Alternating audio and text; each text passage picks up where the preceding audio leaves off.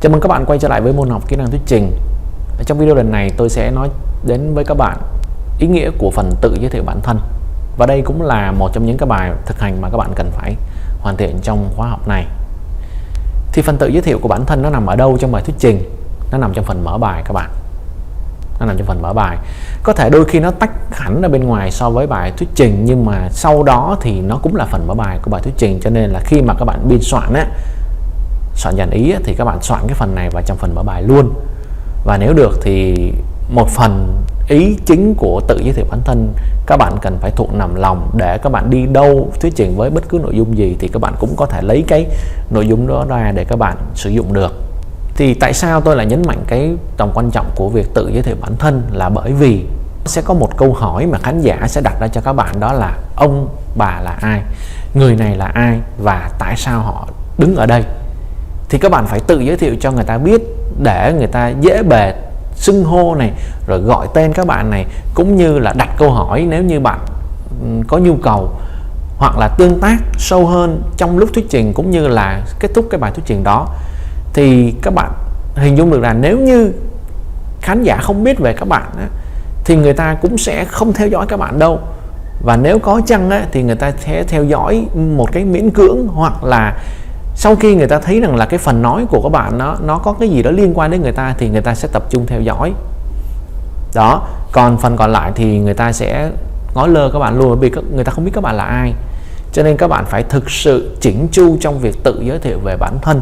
Tự giới thiệu bản thân thông thường sẽ có các cái thành phần như sau. Thứ nhất đó là tên của các bạn, tên. Thứ hai, thông thường các bạn sẽ nghĩ rằng tên thì đi với tuổi.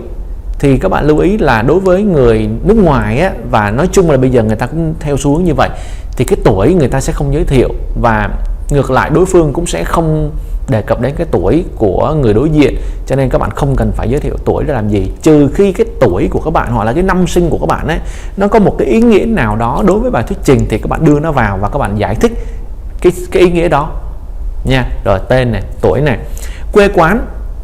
Quê quán các bạn cũng nên cân nhắc xem có nên giới thiệu hay không, bởi vì nó sẽ tạo ra một cái sự hấp dẫn nhất định. Nếu như cái vùng quê của các bạn có cái đặc thù riêng, cái đặc sản cũng như là những cái danh lam thắng cảnh mà các bạn muốn người nghe biết đến, hoặc là các bạn có thể liên kết nó với một phần nào đó trong bài thuyết trình thì các bạn nêu ra.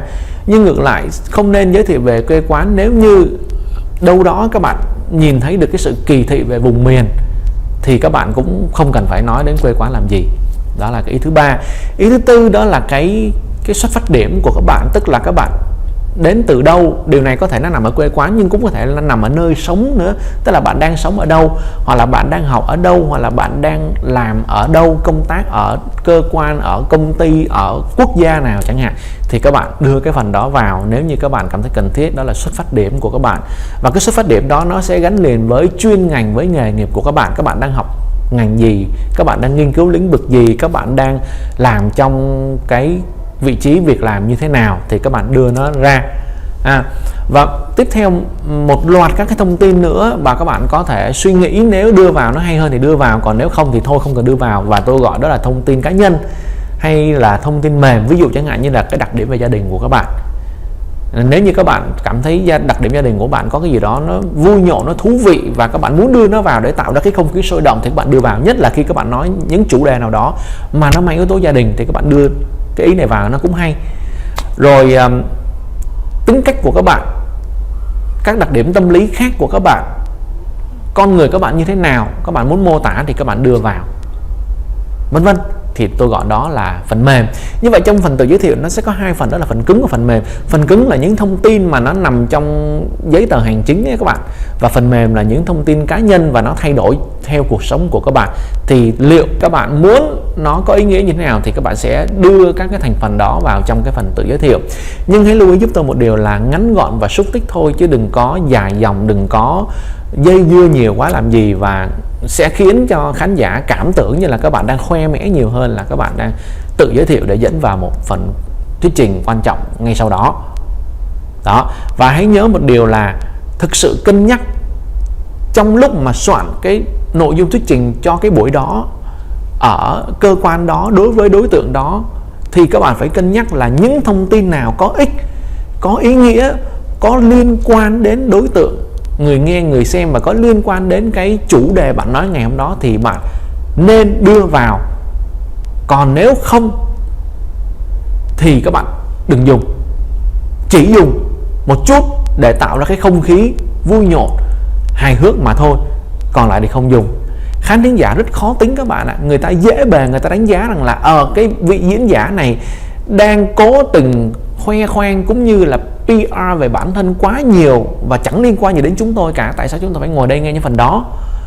Và không khéo các bạn sẽ mất một số lượng khán giả ngay khi bạn chưa kịp bắt đầu nội dung bài thuyết trình, chỉ vì cái phần giới thiệu của các bạn nó mang tính cá nhân nhiều quá. Đó là ý nghĩa mà tôi muốn lưu ý với các bạn khi các bạn thực hiện phần tự giới thiệu. Và ngay sau đây các bạn thực hiện bài tập thực hành tự giới thiệu bản thân với những hướng dẫn mà tôi đã nêu cho các bạn. Và làm sao các bạn cân nhắc để cái phần tự giới thiệu của bạn gói gọn trong vòng khoảng 3 phút mà thôi. Và các bạn ghi video cái phần tự giới thiệu lại và nộp bài trong phần nộp bài mà tôi đã mở ở khóa học này. Bài thực hành mang tên tự giới thiệu. Cảm ơn các bạn đã theo dõi video này.